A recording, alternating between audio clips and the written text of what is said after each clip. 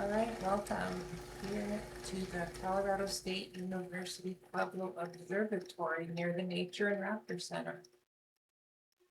Here is the facility and here is the telescope.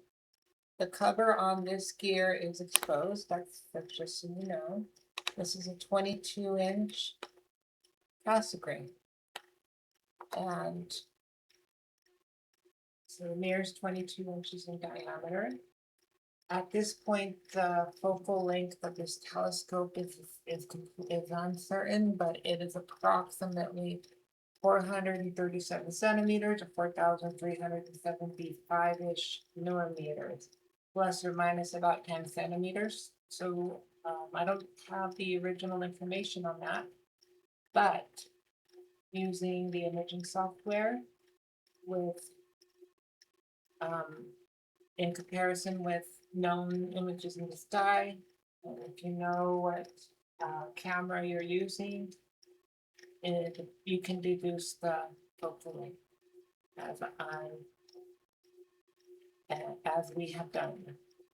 And it's still a little uncertain until we get clear images. The telescope needs collimating, so the mirrors are slightly off a little bit from each other. So you can look up Schmidt Cassegrain telescopes.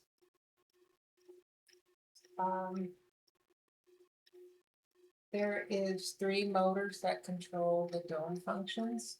There are 2 shutters. Let's see if I can get you an image of that for you. As in this image is the bottom shutter. It's like a flap, it folds backwards.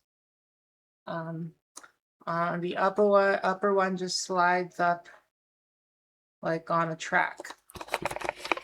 And there's a third one that controls the dome rotation. So I can demonstrate that for you right now. So I'll step out of here at a view for a moment, but just keep an eye on the dome.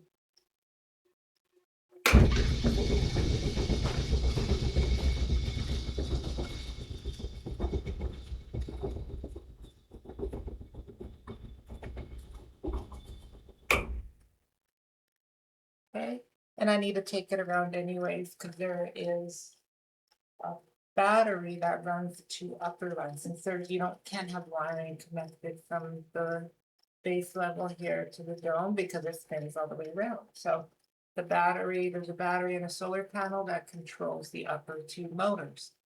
So I need to orient the dome so the solar panel is in the best position to get sunlight.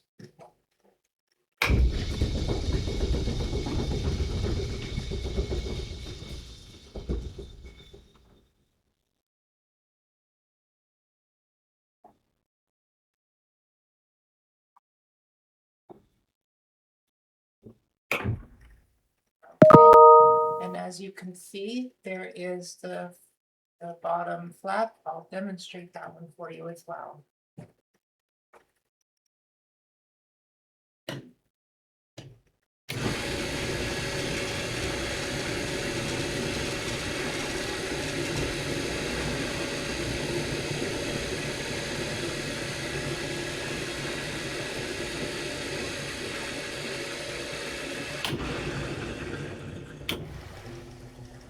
And it looks like it's hard to see, the saturation of the camera is that to the sunlight, but I'll go ahead and close it now.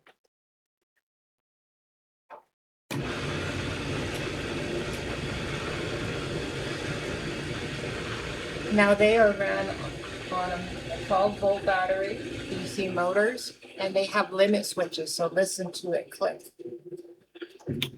See that? The limit switches shut off the motor, so I don't have to run to the switch to shut it off just in time. That's very important so you don't damage the motor, gears, cables, etc. And then I go shut off the switch. So it's know for sure it's safe. The telescope is here. Let's go ahead and power that up. And I will load the software and I'll show you it run. So this is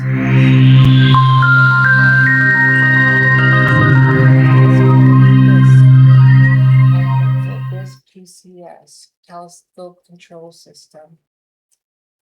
And it's running off a software called the Sky 10 or the Sky X Professional Edition. So let's see. I connected the software. And now it's going to find a home position. Once it does that, it'll sync up with the software.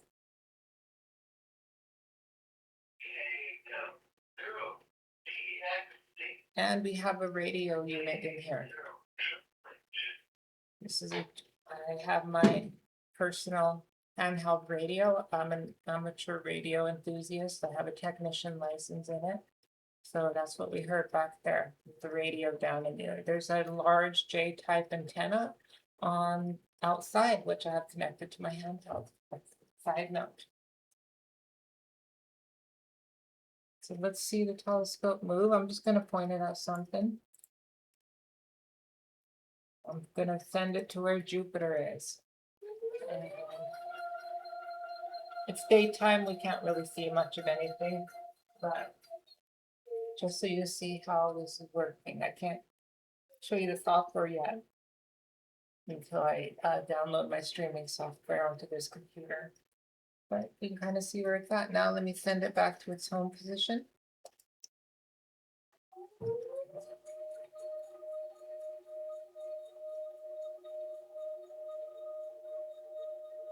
All right.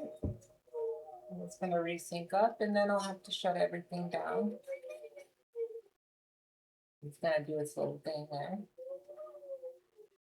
It's a lot of fun. And there is a cover on the top of the telescope, as you can see, and there's some small motors connected to that. That operates, but it's a little clunky. It's a little, the gears are probably old and ruined at this point. So that needs to be redesigned. At the time, it wasn't even connected at all. So I can kind of demonstrate that for you. I'm just using my webcam, so it's a little, not the best imaging.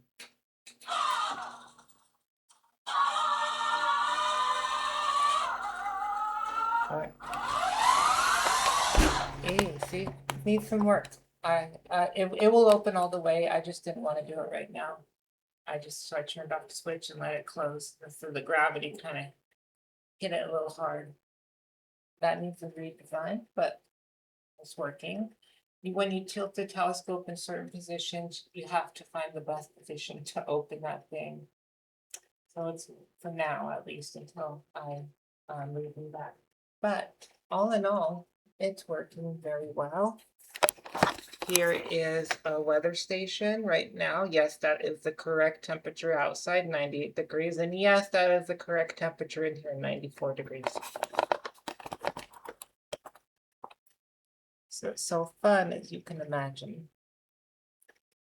All right, that's pretty much the rundown of this. There's a lot more details that I can go on hours and hours on all the details, not just on the telescope, but everything else in the building.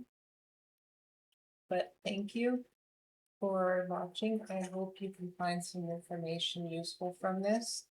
If you have any questions, please comment, contact me, anything like that, and we can discuss more. Thank you very much for your time.